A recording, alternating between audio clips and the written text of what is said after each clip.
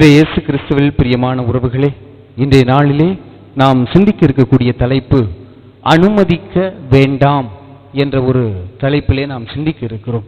என்ன ஃபாதர், அனுமதிக்க வேண்டாம்னு சொல்றீங்களே அப்படின்னா, அனுமதிக்க வேண்டாம், அனுமதிக்க வேண்டும். கொஞ்சம் குழப்பமா இருக்குல்ல? அப்படிதான் இருக்கு.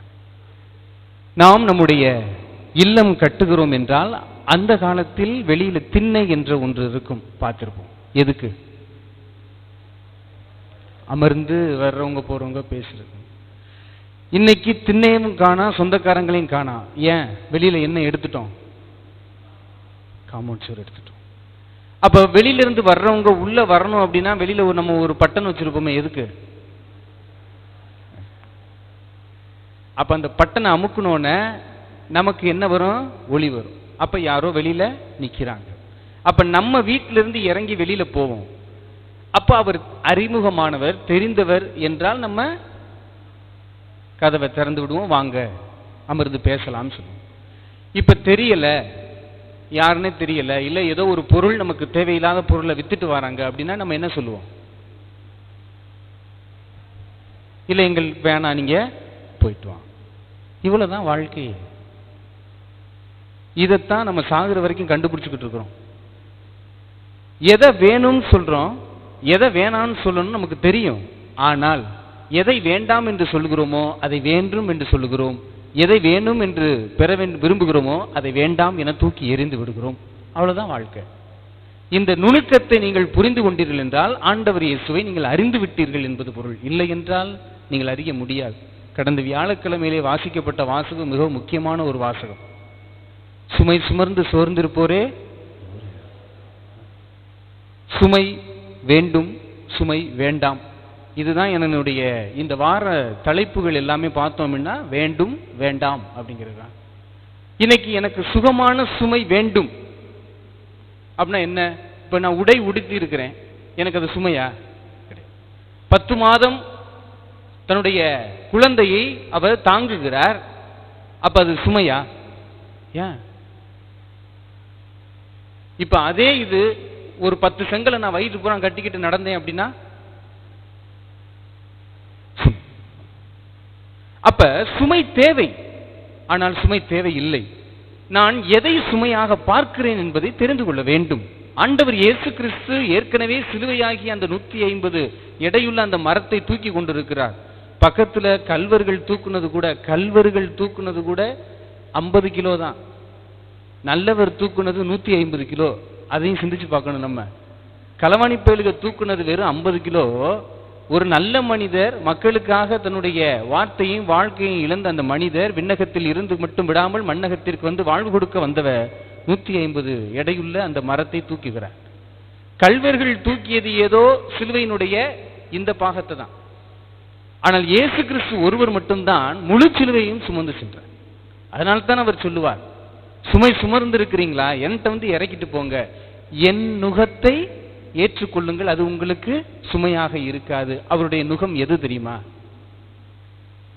இறைவார்த்தை. இறைவார்த்தை தான் அந்த நுகம்.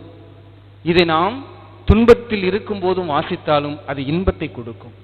நாம் துயரினில் இருக்கும் போது எடுத்து வாசிக்கும் போது நமக்கு ஆறுதல் கொடுக்கும். நம்ம தனிமையாக இருக்கும் போது வாசித்தோம் என்றால் இயேசு கிறிஸ்துவோடு உடனிருப்பார் என்பதை உணர முடியும். இதுதான் அந்த நுகம், இயேசு சுட்டிக்காட்டிய அந்த நுகமாக இருக்கிறது. எனவே நாம் சுமைகள் என்று பார்க்கக்கூடியது எது? எதை நான் வேண்டும் என்று சொல்லுகிறேன், எதை நான் வேண்டாம் என்று சொல்லுகிறேன்?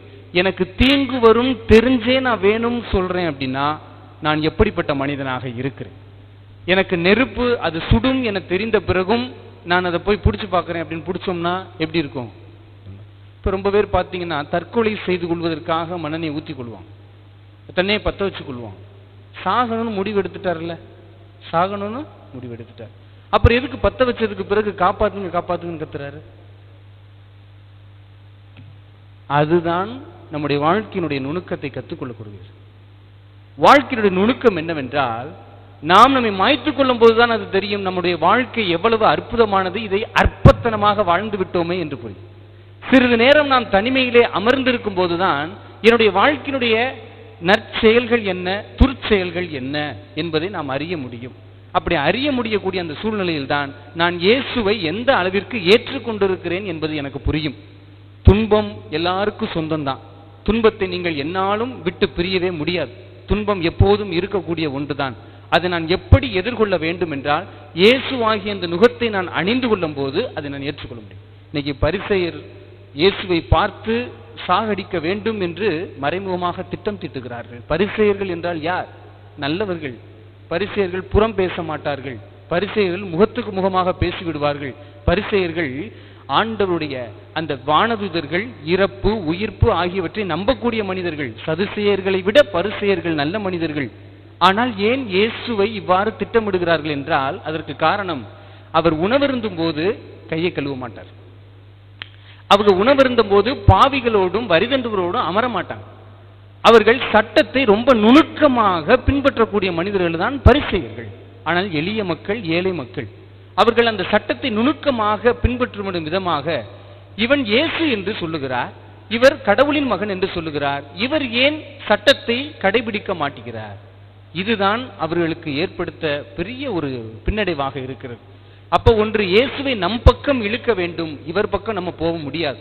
போனோம்னா சட்டம் முழுவதும் அழிந்துவிடும் என்பதுதான் அவர்களுடைய முக்கிய நோக்கமாக இருக்கிறது. ஆகவே தான் இயேசுவை அவர்கள் கொலை செய்வதற்காக திட்டம் தீட்டுகிறார்கள் என்பது நாம் அறிந்து கொள்ளக்கூடிய ஒன்றாக இருக்கிறது. வாழ்க்கையில துன்பம் இல்லாமல் நம்ம இன்பம் அடைய முடியாது.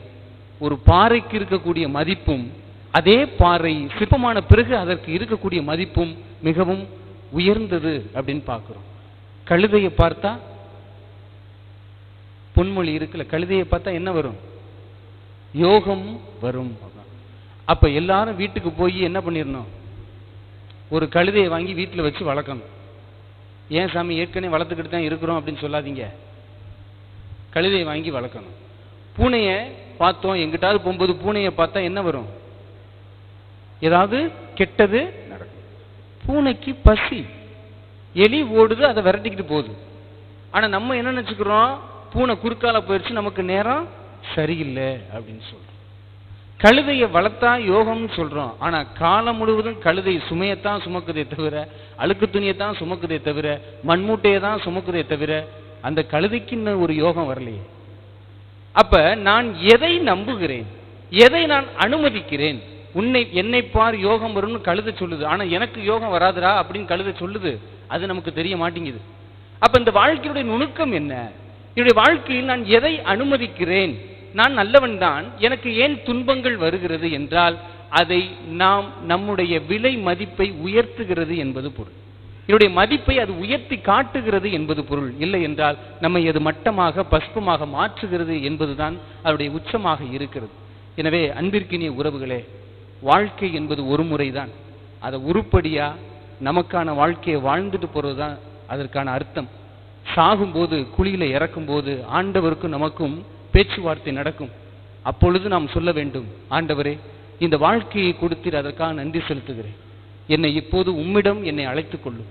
இந்த வாழ்க்கையில் நான் நிம்மதியாக வாழ்ந்து விட்டேன் என்று சொல்லுவோம். மனிதர்களாகிய நாம் மண்ணை போடுவோம், ஆண்டவர் அவருடைய கரங்களை பிடித்து விண்ணை நோக்கி தூக்க வேண்டும். அதுதான் உண்மையான வாழ்க்கையினுடைய அர்த்தம். இறக்கும் போது, ஆகா இதை விட்டுட்டு இறக்குறோமே, சொத்தை விட்டுட்டு இறக்குறோமே, வாங்கி போட்ட இடத்தை விட்டுட்டு இறக்குறோமே, பிள்ளைகளுக்கெல்லாம் சொத்தை பகிர்ந்து கொடுக்காம இறக்குறோமே அப்படின்னு சொல்லிட்டு இறக்கக்கூடாது. வாழ்க்கையினுடைய மதிப்பு என்னவென்றால், நான் இறக்கும் போதும் மகிழ்ச்சியோடு இறக்க வேண்டும். அதுதான் திட்டமாக இருக்க வேண்டும்.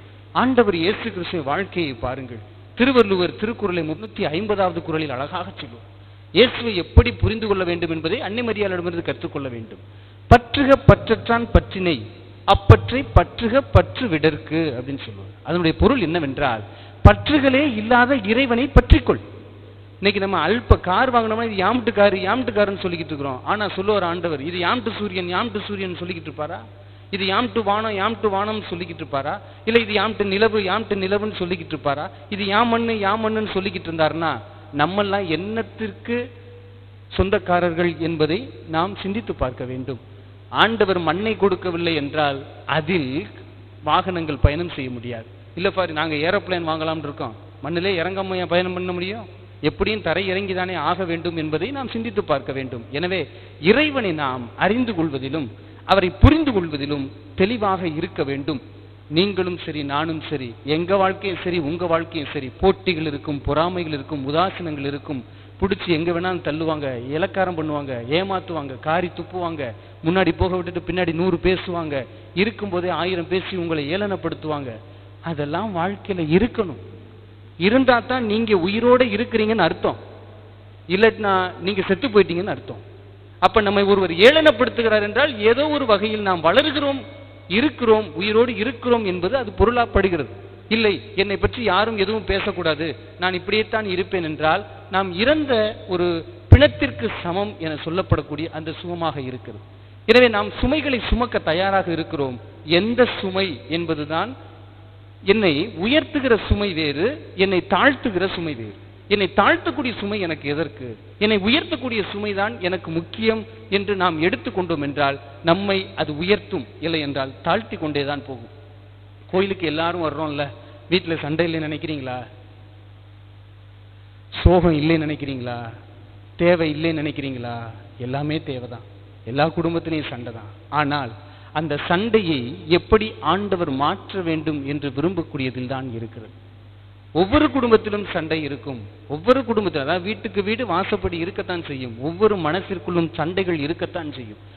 ஏனோ நம்முடைய வீட்டை பாதுகாக்க காம்பவுண்ட் சுவர் எழுப்ப தெரிந்த நமக்கும், ஏதோ வீட்டிற்குள் வர வேண்டும் என்றால் ஹாலிங் பெல்லை அமுக்கினால்தான் உள்ளே வர முடியும் என்று வைக்க தெரிந்த நமக்கும், நம்முடைய இந்த உள்ள அறையை திறந்த வெளியாக வைத்துவிட்டு அனைத்து துன்பங்களும் வாங்க வாங்க வாங்கன்னு ஹாலிங் பெல் இல்லாம உள்ள விட்டுறது.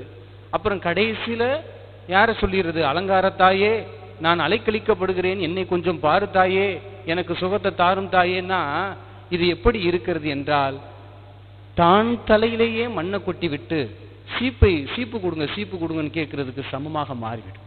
எனவே அப்படிப்பட்ட ஒரு வாழ்க்கை வாழ்வதற்கு நாம் அல்ல.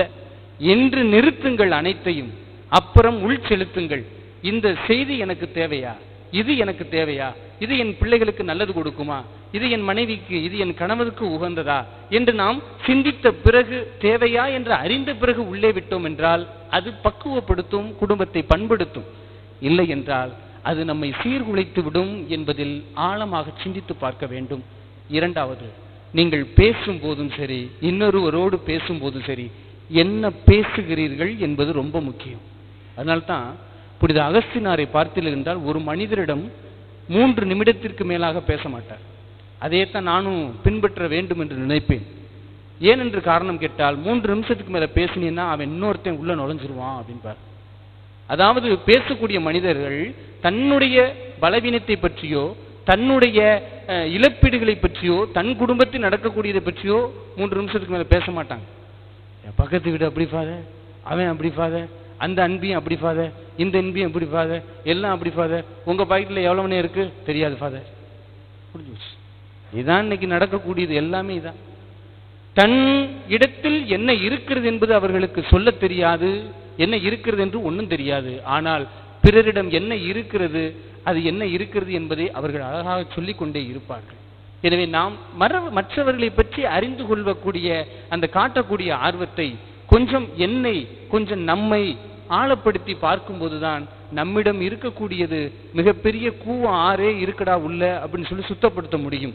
அதை தூர்வாரி வெளியே எரிய முடியும். அதை விட்டுட்டு மற்றவங்க அப்படி இருக்காங்க, அவங்க இப்படி இருக்கிறாங்க, அவங்க இப்படி இருக்கிறாங்கன்னா நம்முடைய வாழ்க்கை முழுவதுமே பிறருக்காக வாழ்ந்து மரித்து போகக்கூடிய மனிதர்களாக மாறி போய்விடுவோம். சிறிது நேரம் உங்களுக்காகவும் வாழ கற்றுக்கொள்ளுங்கள்.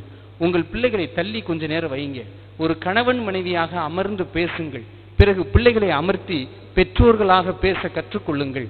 எந்த குடும்பம் சிறந்த குடும்பம் என்பதை அன்னை மரியாள் சொல்லி காட்டுகிறார். திருக்குடும்ப பெருவிழா கொண்டாடுகிறோம். திருக்குடும்பம்னா என்ன ஃபாதர் அப்படின்னா, கணவன் மனைவியாகவும் வாழ தெரிய வேண்டும், தகப்பன் தாயாகவும் வாழ தெரிந்திருக்க வேண்டும். இந்த இரண்டும் தெரியாமல் பிள்ளைகள் முன்னிலையில் கணவன் மனைவியாக வாழக்கூடாது, கணவன் மனைவி இடையே பெற்றோர்களாக வாழக்கூடாது. இந்த நுணுக்கத்தை கற்றுக்கொண்டு விட்டீர்கள் என்றால் உங்கள் குடும்பத்தில் என்னாலும் பிரச்சனை வராது. இப்போ பிரச்சனை எப்போ ஃபாதர் வரும் அப்படின்னா, பிள்ளைங்க இருக்கும்போது மனைவியை அடிப்பது, பிள்ளைகள் இருக்கும்போது கணவனை இகழ்வது. அப்படின்னா அந்த இடத்துல என்ன ஆயிடுச்சு அப்படின்னா, பிள்ளைகள் மத்தியில் அம்மா அப்பா சண்டை போடுவாங்க. அப்போ நம்ம வாழ்க்கையும் இப்படித்தான் இருக்கும், நம்மளும் கல்யாணம் பண்ணக்கூடாது அப்படின்னு பேர். எவ்வளவுதான் கோபம் இருந்தாலும், எவ்வளவுதான் எரிச்சல் இருந்தாலும் தனிப்படையாக இருந்து, ஏன் இப்படி செய்தாய், உனக்கு என்ன நான் குறை வைத்தேன் என்று கணவன் மனைவியிடையே பேசும்போதுதான் அதை சரி சுமூகமாக முடிக்க முடியும். பிள்ளைகளை வைத்து பேசுவதனால் நீங்கள் அந்த இடத்தில் கணவன் மனைவியாக இருக்க வேண்டியதை தோல்வி அடைந்து விட்டீர்கள் என்பது பொருள். பெற்றோர்களாக இருக்க வேண்டிய அந்த இடத்தில் கணவன் மனைவியாக இருந்து விட்டீர்கள் என்றால் பெற்றோர்களாக இருக்க வேண்டிய நீங்கள் தோல்வி அடைந்து விட்டீர்கள் என்பதுதான் பொருள். எனவே அன்னை மரியாள் தன்னுடைய பிள்ளையை வளர்க்கும் போது அந்த 12 வயதில் தொலைத்த பிறகு அந்த நடக்கக்கூடிய அந்த 2 வரிகள் தான் மிகவும் முக்கியமாக இருந்தது. தகப்பனாக சூசையப்பர் கோபம் அடைந்தார், ஆனால் அம்மாவாக சூசையப்பரை அமைதிப்படுத்தினார். இயேசுவை தட்டி கேட்டார். அம்மாவாக, மனைவியாக சூசையப்பரை அமைதிப்படுத்துகிறார். ஏன் மகனை இப்படி செய்தாய்? உன்னை நானும் தந்தையும் எப்படி துக்கத்தோடு தேடினோம் என்று உனக்கு தெரியுமா? அப்பா சாந்தமாயிட்டார். இப்ப தன்னுடைய கணவனை சாந்தமாக்கிட்டார். ஆனாலும் இயேசு தன்னுடைய அம்மா வேலையை பார்க்கறாங்க. ஏன் இப்படி செஞ்ச? நான் எப்படி தேடணும் தெரியுமா? அப்பாவும் நானும் எவ்வளவு தூரம் நடந்தோம் தெரியுமா அப்படின்னு கேட்கும்போது இயேசுவுக்கு தாயாகவும் செயல்பட்டார், யோசேப்புவுக்கு மனைவியாகவும் செயல்பட்டார். இந்த நுணுக்கத்தை நாம் கற்றுக்கொண்டு விட்டோம் என்றால் எந்த குடும்பத்திலும் பிரச்சனை வராது. ஆனால் ஏனோ நாம் ஒரு பகுதி ஒரு இதுல நம்ம பிரசன்ட் ஆகிறோம், இன்னொன்று இதுல ஆப்சண்ட் ஆகிறோம் அப்படின்னா அதனுடைய பின்விளைவு தான் குடும்பத்தில் ஏற்படக்கூடிய ஒவ்வொரு சண்டைகளும் சச்சரவுகளும் காரணமே அதுதான் என்பதை நீங்கள் ஆழமாக சிந்தித்து பார்க்க வேண்டும். எனவே அன்பிற்கினிய உறவுகளே, சற்று நீங்கள் உச்சரித்து பாருங்கள். நான் எதை வேண்டும் என்கிறேன், எதை வேண்டாம் என்கிறேன் என்பதில்தான் நம்முடைய துன்பமும் நம்முடைய சந்தோஷமும் இருக்கிறது. நான் துன்பத்தை வேண்டும் என்றேன் என்றால் அது துன்பம்தான், சந்தோஷத்தை வேண்டும் என்று நினைக்கிறேன் என்றால் அது வேண்டும் தான். பிள்ளைகளே, 10 பிள்ளைகளை பெற்றெடுக்கிற தாய் தகப்பனை பாருங்க, 2 பிள்ளைகளை பெற்றெடுக்கிற தாய் தகப்பனை பாருங்க, 5 பிள்ளைகளை பெற்றெடுக்கிற தாய் தகப்பனை பாருங்க. ஒரு தாய் தகப்பன் 10 பேரை பத்திரமா வளர்ப்பாங்க, ஆனா 10 சேர்ந்து இந்த 2 பேரை வளர்க்காது. இதான் உண்மை, இதான் நடக்கக்கூடியது. நீங்கள் பாலும் தேனும் ஊட்டி பாயாசம் ஊட்டி இல்லை நான் போய் அந்த பேக்கரியிலேருந்து வாங்கி கொடுத்தேன், இந்த பேக்கரியிலேருந்து வாங்கி கொடுத்தேன், 5 ஸ்டார் ஹோட்டலில் தோசை வாங்கி கொடுத்தேன், அப்படிலாம் வளர்த்தேன், இப்போ ஒன்றும் கண்டுக்கிற மாட்டான். இதுதான் உலகம். ஒரு தாய் தகப்பன் 10 பேரை பத்திரமாக வளர்க்கிறார்கள், ஆனால் 10 சேர்ந்து இந்த 2 பேரை வளர்ப்பதற்கு தோல்வி அடைந்து விடுகிறார்கள். நாம் எப்படிப்பட்டவர்களாக இருக்கிறோம் என்பதை சற்று ஆழமாக சிந்தித்து பார்க்க வேண்டும். இறைவனுக்கென இடம் கொடுங்கள், அவரை வேண்டும் என சொல்லுங்கள். அனைத்தும் வேண்டாம் என நடக்காது, சீரும் சிறப்புமாக நடந்து நம்முடைய வாழ்க்கையில் மகிழ்ச்சி நிரம்பும். அதுதான் உண்மையாக இருக்கிறது. எனவே எவ்வளவு துன்பம் வந்தாலும் இயேசுவை போல எது வேண்டும் எது வேண்டாம் என சொல்ல நமக்கு தெரிய வேண்டும். இல்லை என்றால் நம்முடைய வாழ்க்கை அனைத்தும் வேண்டும் என்றால் அனைத்து துன்பங்களும் வேண்டும் என்பதுதான் பொருள். எவையெல்லாம் நீங்கள் வேண்டாம் என்கிறீர்களோ அவற்றால் உங்களுக்கு துன்பமும் இல்லை, அவற்றால் உங்களுக்கு இன்பமும் இல்லை என்பதை நீங்கள் ஆழ உள்மனதில் இருத்தி சிந்தித்து பாருங்கள். இன்றிலிருந்து தொடங்குங்கள். நான் எதை வேண்டும் எதை வேண்டாம் என சொல்கிறேன், அதில்தான் என் இன்பமும் துன்பமும் அடங்கியிருக்கிறது என்பதை ஆழமாக சிந்தித்து பார்த்து செயல்படுங்கள். அதற்கான வரம் வேண்டி இந்த பலியிலே இணைவோம். ஆமென்.